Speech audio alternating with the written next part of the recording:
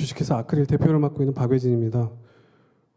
먼저 발표를 하기에 앞서 작가님 바로 옆에서 강의를 들으니 몰입 효과가 어마어마했다라는, 그래서 대학이나 대학원 시절에 교수님 옆에서 강의를 들었으면 훨씬 훌륭한 사람이 되지 않았을까라는 생각이 들었고, 전 너무 참 뭐라 그럴까 좀 충격적인 내용이셨던 것 같습니다. 저는 이 너무나 어려운 주제라고 생각을 했고, 미래인간이라는 게 뭐 생명이나 뭐 이런 것들까지 논의할 그런 학문적 깊이가 없어서 제가 지금 하고 있는 건 인공지능이고, 그래서 이제 인공지능과 사람과의 관계를 통해서 저희가 이제 상상할 수 있는 단기적인 것에 대해서 말씀을 드리려고 합니다. 그러니까 미래인간은 저는 일단 두 가지를 말씀을 드릴 건데, 하나는 미래에 우리가 인공지능과 어떻게 살고 있을까라는 것이죠. 그러니까 지금과는 다른 어떤 생활 양상을 가질 수 있게 될 건데, 그 가치에 대해서 일단 말씀을 드리게 되겠고, 그건 아마 후반부일 것 같습니다. 그리고 두 번째는 좀 더 사람같이 인공지능을 만들고자 하는 굉장히 다양한 연구적 노력들이 있는데, 이제 그런 것들에 굉장히 중요한 지점에 이제 감성과 관련된 연구가 있습니다. 그래서 그 부분에 대해서 말씀을 드리고자 합니다. 그래서 제가 말씀드리고 싶은 건, 사람처럼 비슷하게 인식할 수 있는 인공지능을 만들기 위한 감성의 역할, 그리고 그렇게 만들어진 인공지능과 같이 살 우리의 그 내일의 모습, 이 두 가지가 제가 오늘 말씀드릴 이제 주제인 것 같습니다. 그래서 먼저 말씀을 드리기 전에, 그 기계와 인간을 구별할 때 저희들이 흔히 쓰는 말이 이제 감성입니다. 근데 감성이 갖고 있는 역할이라는 것에 대해서 좀 얘기를 할 필요가 있는데, 일단 저는 인문학자가 아닙니다. 전 예술가도 아니고요. 저는 컴퓨터를 이용해서 일을 하는 사람이고, 바꿔 말하면 어떤 개념이라는 것을 컴퓨터를 가지고 일을 하려면 해석이 유일해야 합니다. 그래야지 컴퓨터는 논리적으로 일을 할 수 있거든요. 그래서 컴퓨터를 대상으로 감성이라는 것을 접근하기 위하여 여태까지 일어났던 일들을 말씀드릴 건데 동의를 안 하실 수 있습니다. 예. 네, 그러면 이제 발표를 시작을 좀 해볼 텐데, 혹시 이퀄리브리엄이라는 영화를 아시는지 모르겠습니다. 이게 2002년도에 나왔었던 영화고, 어떤 상상의 세계에 대한 겁니다. 근데 그 세계는 어떤 특징이 있냐면, 감정을 가지면 안 됩니다.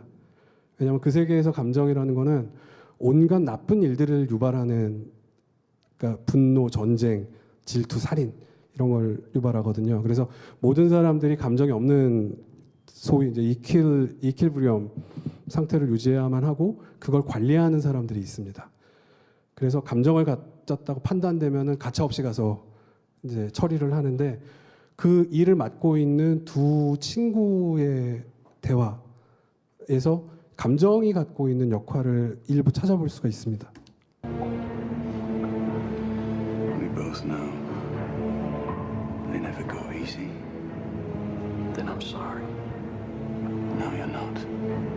You don't even know the meaning. It's just a vestigial word for a feeling you've never felt. Don't you see, Preston? It's gone. Everything that makes us what we are traded away. There's no war. No murder. What is it you think we do? No. You've been with me. You've seen how it can be. The jealousy. The rage. A heavy cost. I paid gladly.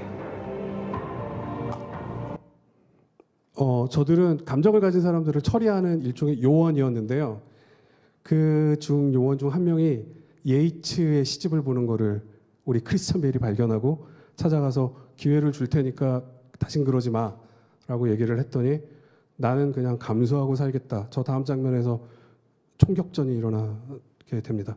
그러니까 어쨌든 감정이라는 거는 여기도 지금 뭐 간단히 나오긴 하지만 우리를 우리답게 하는 것이다 라는 얘기가 있죠. 네, 저런 세상은 생각만 해도 끔찍합니다. 근데 사람이 감정을 느끼는 메커니즘이라는 것이 아직까지 구체적으로 밝혀진 게 없습니다. 그러니까 이거를 컴퓨터로 적극적으로 접근하려면 밝혀지지도 않은 사실에 대해서 흉내내는 수밖에 없습니다. 그래서 단순하게 추상화해 보면 아마 그 여태까지 심리학자 분들이나 이것과 관련된 연구를 하시는 분들이 갖고 계신 연구를 좀 요약했다라고 볼 수가 있는데, 제일 큰 네모가 저희 이제 뇌라고 보면 외부에서 어떤 종류의 자극이 들어옵니다. 스티뮬러스가 들어오면 저희들이 갖고 있는 감각기관을 통해서 제일 처음에 일어나는 어떤 정신작용이 있거든요. 이걸 뭐 필링이라고 하겠습니다. 그러면은 약간 본능적인 것인데 그게 저희가 갖고 있는 사회화 노력 그리고 교육 정도에 따라 가지고 정제돼서 나타나기 시작합니다. 그걸 이제 보통 감정이라고 부를 때 이제 저단계를 많이 말하는 것 같고요. 이모션이라고. 그리고 저렇게 형성된 이모션이 어떤 장기 기억 기관에 가면은 이제 그게 무드라고 이루어지죠. 그래서 동일한 스티뮬러스가 들어와도 내가 어떤 무드 상태였느냐에 따라 가지고 필링의 크기나 이모션의 크기가 변하게 되고 그거에 기반해서 이제 외부 반응을 하게 됩니다. 이거 그래서 이제 필링, 이모션 또는 첫인상 뭐 이런 것들을 모두 합쳐가지고 저희가 보통 감성이라고 얘기를 하는데, 우리나라에도 이제 감정과 관련된 용어를 뭐 이렇게 표준화해서 사용하고 있는 것 같지는 않습니다. 정서란 말도 쓰고 감정이라는 말도 쓰고. 근데 적어도 이제 아카데믹 리터러처에서는, 그러니까 학계에서는 어펙트라는 말로 저 모든 것을 표현하는 그런 움직임들이 좀 많이 보였던 것 같습니다. 그래서 저도 여기서 어펙트라는 말을 좀 많이 사용하도록 하겠습니다. 그러면은 예를 들어서 저런 기저로 동작한다고 봤을 때 어펙트를 컴퓨터로 표현하려면 어쨌든 저 어펙트 자체가 정보화돼야 되거든요. 그러면은 저거를 정보화를 시도하는 다양한 방법들이 있는데, 그냥 굉장히 디스크리트한, 그러니까 이산적인 뭐 여러 개의 상태다.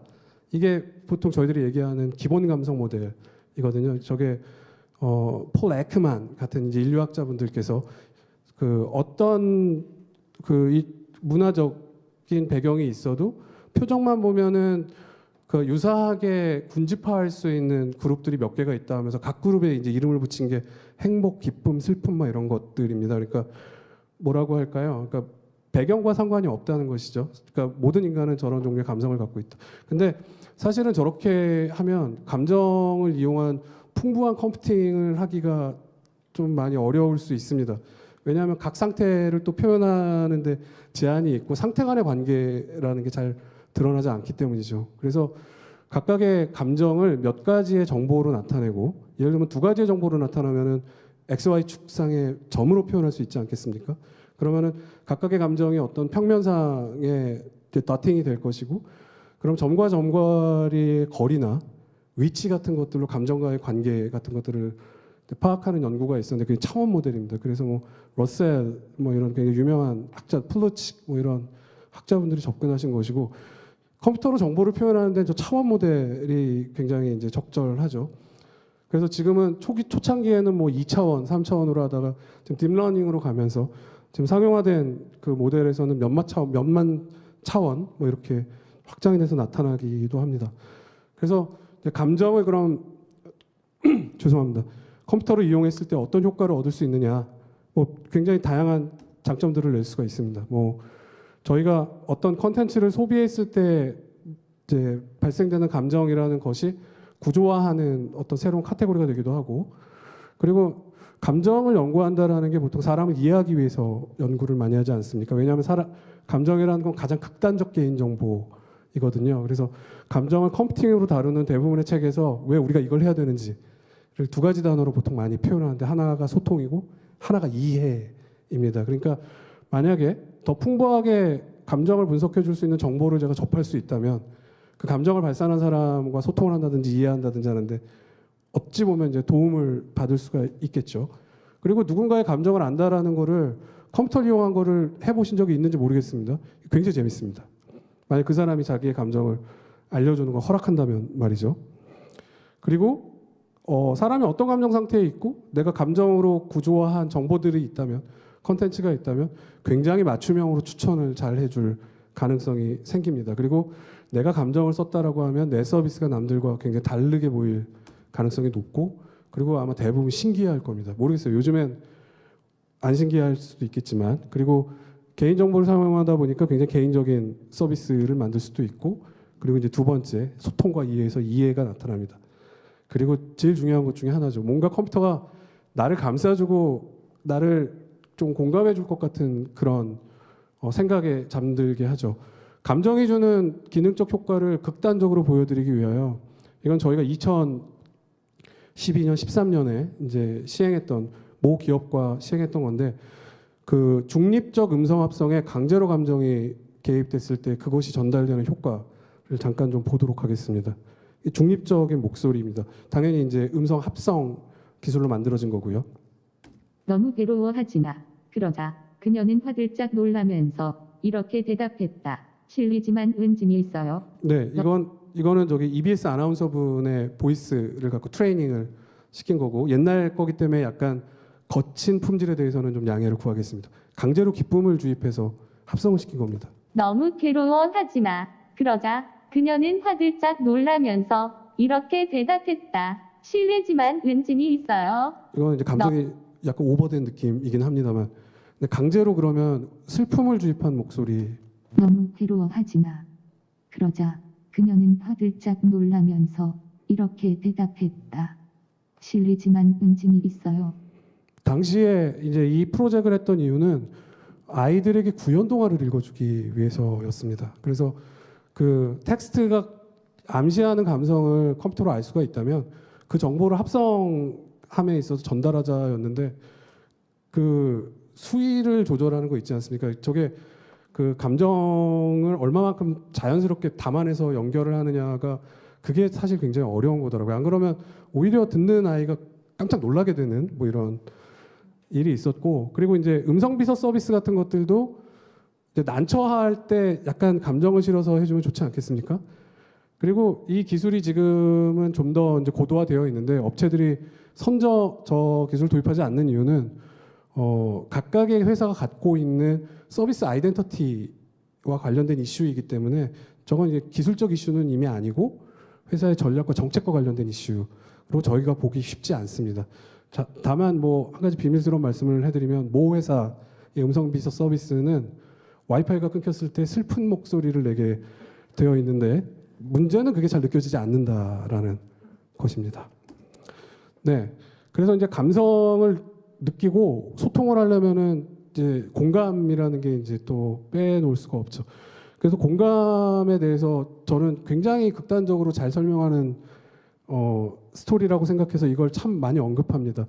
아까 노 교수께서도 말씀 주셨지만, 허라는 영화는 뭐 저희가 이미 다 알고 있는 영화죠.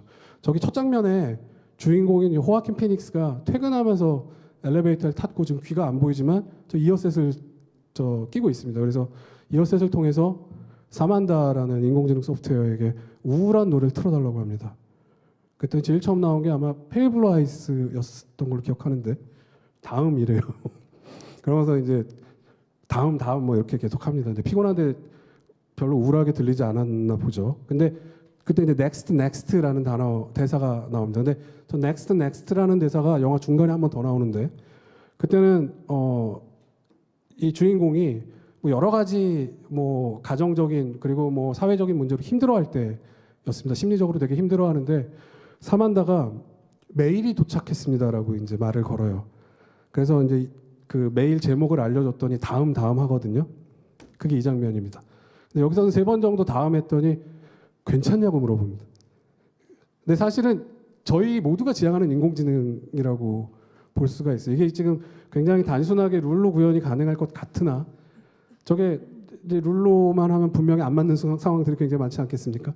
그러니까 그 어쨌든 감성과 공감이라는 것이 잘 구현된 인공지능이 있다면, 어쨌든 저희는 위로를 받는데 도움이 될 수도 있고 그 효용을 또 잘 모를 수도 있겠죠. 거기에 대해서는 뒤에서 다시 한번 말씀드리겠습니다.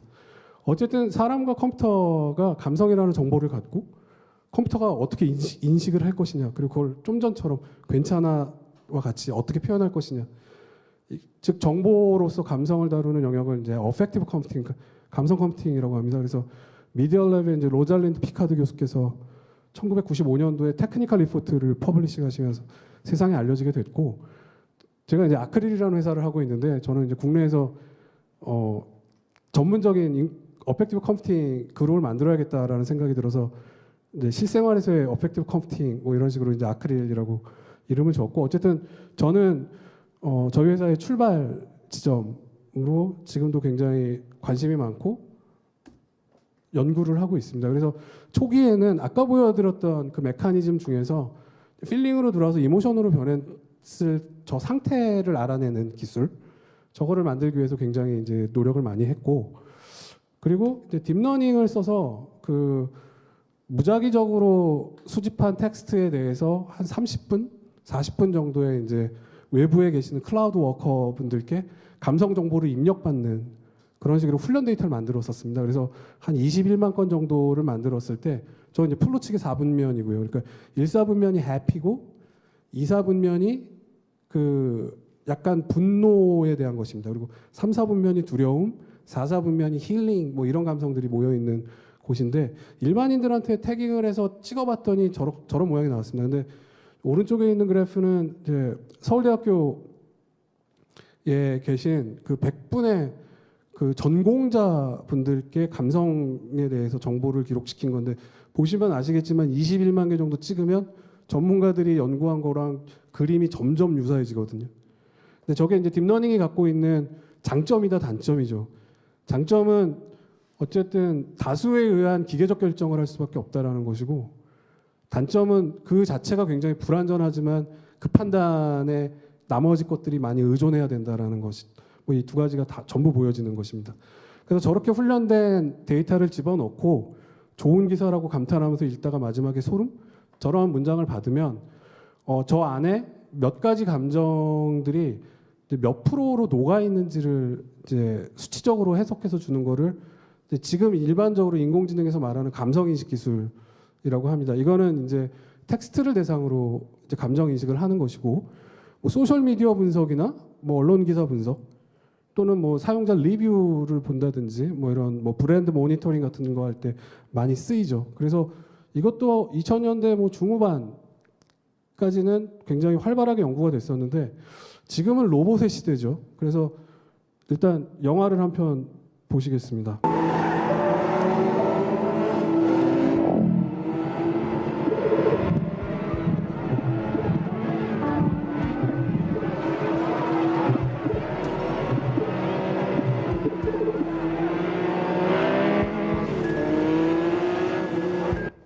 예, 아들이 위기에 처했다라는 말을 듣고 출동하는 로보캅이고요. 아들을 보자마자 처음에 본 게 이모셔널 어세스먼트, 그러니까 표정을 통한 감정 인식을 하거든요. 그래서 아들이 얼마나 위기에 처해 있는지를 판단하는 걸 볼 수가 있습니다. 여기서 말씀드리고 싶었던 거는 사람의 감정을 인식하는데 한 가지 모달로만 판단하는 것보다는 이제 로봇 또는 인공지능 스피커 그리고 뭐 이제 뭐 화상 대화 이런 것들이 일어나면서 저희는 표정도 그리고 그분의 말소리, 목소리에서 들려오는 어쿠스틱 에너지 그리고 그 안에 담겨 있는 글 멀티모달로 분석해야 될 이제 필요가 생긴 것이고 지금 보여드리는 거는 실제로 저희 회사가 갖고 있는 플랫폼 내에서 이제 그런 멀티모달 데이터로 훈련하고 관리하는 모습입니다. 그래서 굉장히 다양한 동영상들을 수집을 하고요. 저런 식으로. 네, 그러면 이제 음성 인식을 합니다.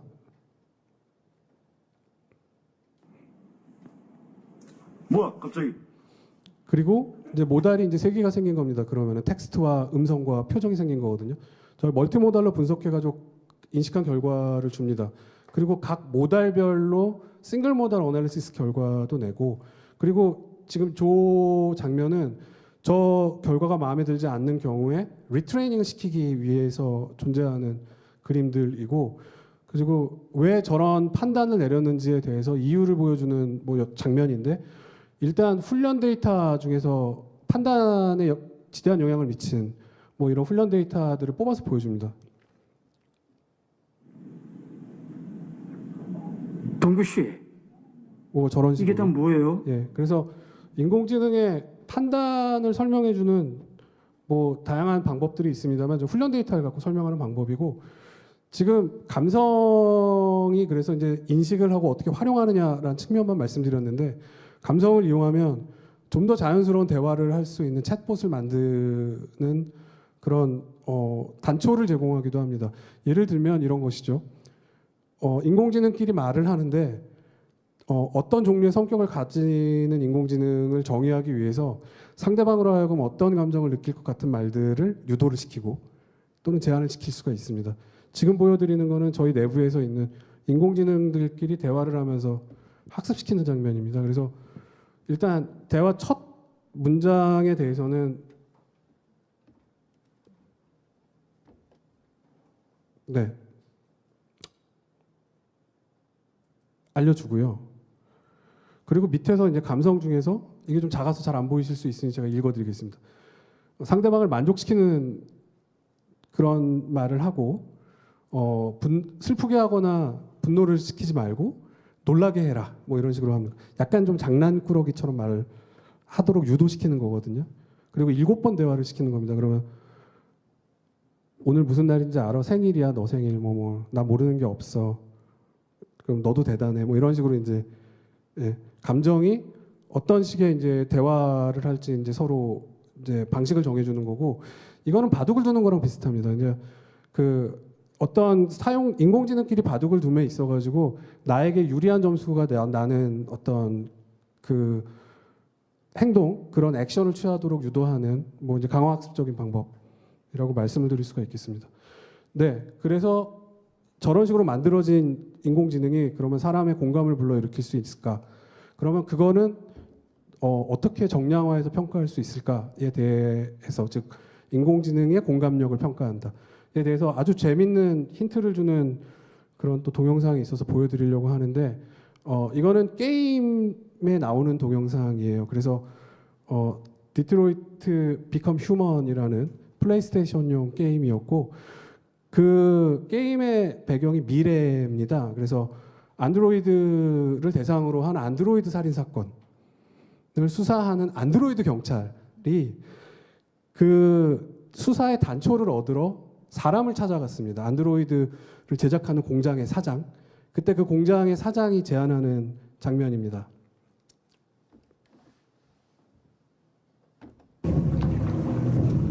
I'm sure you're familiar with the Turing test. Mere formality. Simple question of algorithms and computing capacity. What interests me is whether machines are capable of empathy.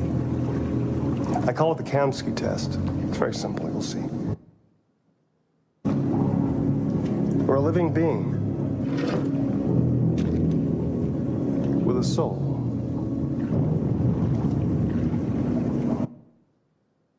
To answer that fascinating question, Connor. Destroy this machine, and I'll tell you all I know. Or spare it, if you feel it's alive. But you'll leave here without having learned anything from me. Okay, I think we're done here. Come on, Connor, let's go. Sorry to get you What's out of here. more important to you, Connor? Your investigation or the life of this android? 게임이라고 말씀드렸었죠. 저기서 이제 쏘냐 안 쏘냐를 선택해가지고 이제 달라진 스토리를 즐길 수가 있게 됩니다. 그리고 재밌는 게 게임의 한 챕터가 끝날 때마다 전 세계 이 게임을 하고 있는 사람들이 어떤 선택을 했는지 퍼센티지로 보여줍니다. 저는 쐈습니다. 왜냐하면 대부분 안 쐈을 것 같잖아요. 그러니까 쏘면 어떻게 되는지 너무 궁금했고 결과적으로는 세계를 위협에 빠뜨리는 흉폭한 제왕이 된 주인공으로 이제 끝나게 됐는데 그 통계를 보면은 약 80%가 쏘지 않습니다. 그리고 20% 정도는 이제 저와 같은 그 큐리어스 하니까 이제 쏘고 막 이제 이랬던 것이죠.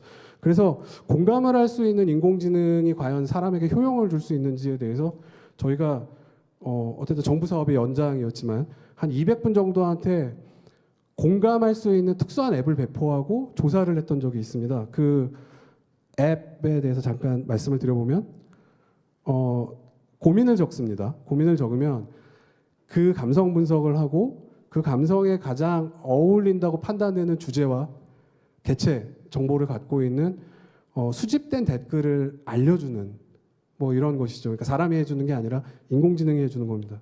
예를 들면 이런 것이죠. 이거 동영상입니다. 예.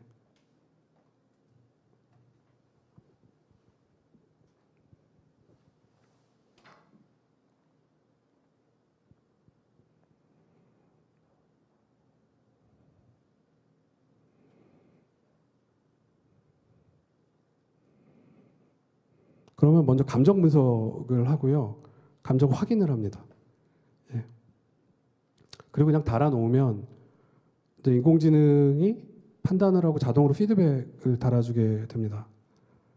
뭐 저런 구조죠. 예. 이건 되게 잘 나온 케이스여서 보여드렸습니다.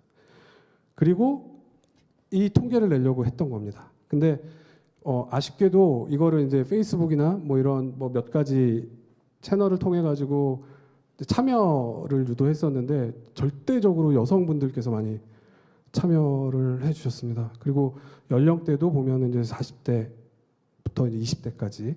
그리고 공감 서비스에 대한 호감도는 조금 그렇다와 그렇다 매우 그렇다를 합치면은 전폭적인 지지가 있었고 저거는 사실은 잘 저희도 좀 되게 의외라고 생각을 했었고 그리고 이제 공감에 대한 만족도도 그렇다와 매우 그렇다 비중이 생각보다 굉장히 높았습니다. 그러니까 주로 이제 피드백들이 새벽에 날아다녔거든요. 그러니까 아무도 없던 시절, 그러니까 아무도 없는 시간에 이제 인공지능이 던져주는 그 요만한 그 가치에 대해서 매우 큰 어떤 그 기능 그리고 효용이라는 것이 좀 느껴져가지고 되게 좀 놀랐던 것 같습니다. 그래서 저희들이 이제 인공지능 인더스트리에서 생각하는 차세대 인공지능, 지금 뭐 딥러닝 기반의 여러 가지 말고 차세대 인공지능을 말할 때 저희들이 트러스트 월스라는 말을 씁니다. 그러니까 신뢰할 수 있어야 된다. 왜냐하면 이 다음에 인공지능은 이제 파트너십의 지위를 얻어야 되고 저희가 이제 파트너십은 저희들이 지금 쓰고 있는 자동화된 소프트웨어들에는 부여하지 않는 말이죠. 저희가 뭐 엑셀이나 진공청소기의 파트너라고 하지 않지 않습니까? 그러니까 파트너십의 지위를 얻기 위해서는 이제 믿을 수 있는 인공지능이어야 되는데 그 믿음을 향해 가려면 이제 몇 가지 성질이 있어야 되고 이런 것들에 대해서는 어쨌든 학계에서는 어느 정도 동의가 일어나고 있다고 생각합니다. 예를 들면은 데이터나 판단의 편향성이 없어야 된다. 그러니까 인종, 문화, 종교와 관련된 그러니까 이거 fairness problem이죠. 그리고 판단에 대해서 사람이 이해할 수 있게 설명을 해줘야 된다. 이제 설명 가능성.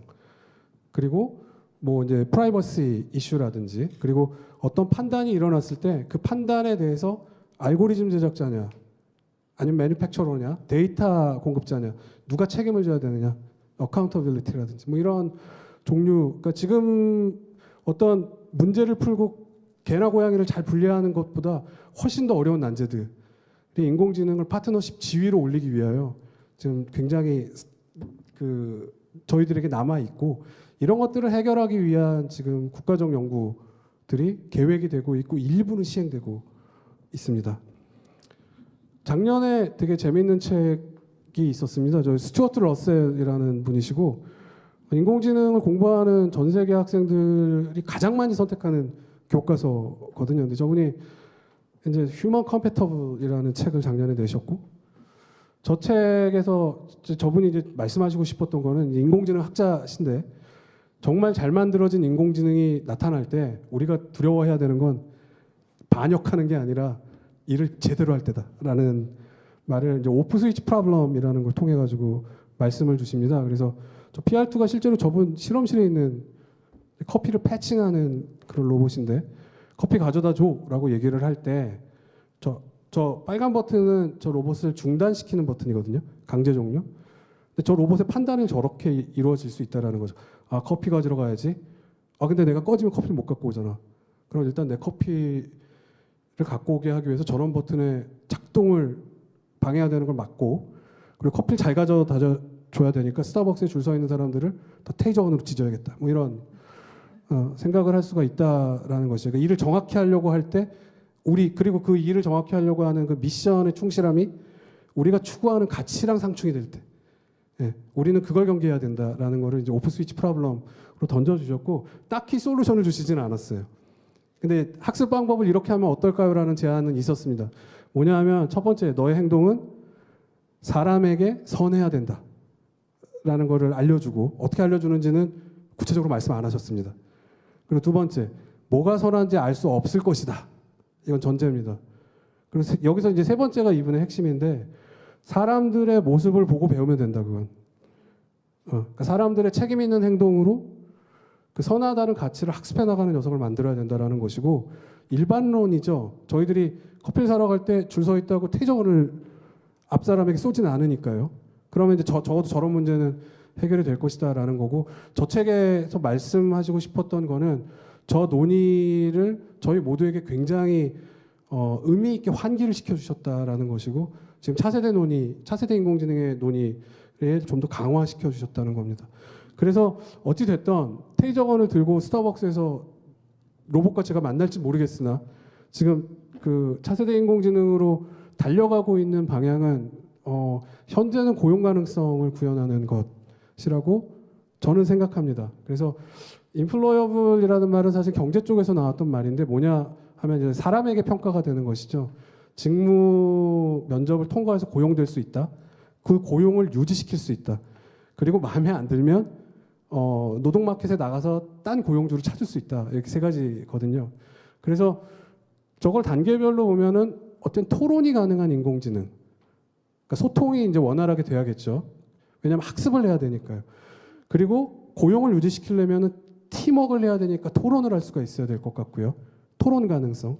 그리고 그 회사 내에서 고용이 강화가 되고 더 좋은 직장을 가기 위해서는 이제 공감 능력이라는 것이, 뭐 캄스키 테스트든 오프 스위치 프로블럼이든 뭐 그것이 해결된 것과는 무관하게 어쨌든 저런 기술적 발전이 있어야 될 것 같다라는 것이고, 놀랍게도 이미 그 많은 기술적 시도들이 있었습니다. 일본에서도 아시겠지만 중국에서도 마찬가지고요. 대입 시험을 통과시키려는 인공지능을 계속 만들어 왔죠. 그리고 잘 아시는 왓슨도 제퍼디 쇼를 통해 가지고 저희에게 유명해졌고, 물론 제퍼디 쇼 나간 다음 날 뉴욕 타임즈에 아주 재밌는 기사가 실렸는데, 왓슨은 제퍼디 쇼 나갈 걸 모를 걸?이라는 존 썰의 그 기사가 실렸었습니다. 그러니까 인공지능의 현재를 그냥 단적으로 보여주는 것이죠. 그리고 이제 저 프로젝트를 일본에서 쭉 그 진행하셨던 그 노리코 교수께서 책을 냈고 우리나라에 번역이 돼서 들어왔습니다. 그래서 대학에 가는 AI 교과서를 못 읽는 아이들, 뭐죠. 책 제목만 보면 굉장히 도발적인데, 저 책을 곰곰이 읽어보면 교수님께서 하시고 싶었던 말씀은 왜 내가 인공지능을 대학에 보내고 싶었는지, 기술적 발달이라는 것이란 축도 있었지만 사람이랑 비교를 하면서 사람에 대해서 생각해보고 싶었다는 것입니다. 그러니까 쉽게 보면은 아니 인공지능은 절대 틀리지 않는데 사람은 왜 틀리지? 어떤 문제는? 뭐 그런 것들을 통해 가지고 사람에 대해서 더 잘 알고 싶었고, 통시대적 고찰이라는 기회를 주기를 원했다라는 아주 그냥 멋있는 말씀을 하셨고, 우리나라에서도 뭐 인공지능이 뭐 인터뷰에 쓰이고 지금 이제 비대면 시대니까 그런 기업들이 이제 하나둘씩 나타나고 있죠. 그리고 심지어 토론 가능성은 지금 인공지능과 토론 대회가 2번 있었고요. IBM의 저 미스 디베이터라는 그 토론만 전문으로 하는 인공지능이 있습니다. 그래서 작년에 이겼고 올해 졌습니다. 그래서 저 인간은 유러피안 챔피언이거든요. 유럽에 그 토론 대회가 있습니다. 그래서 거기서 1등한 사람이랑 붙고, 제가 기억하기로는 저게 작년 대회에서의 그거는 그거였습니다. 무상급식 뭐 이런 복지제도에 대한 토의였고, 그 주제는 당일날 아침에 공개가 됩니다. 그러니까 사전에 학습을 할 수가 없게. 그리고 약 15분간 토론을 할 수가 있습니다. 이건 어마어마한 진보이죠. 예. 그래서 현재는 저런 수준까지 지금 와 있고 1승 1패고 이제 어떻게 될지는 알 수가 없는 상황입니다.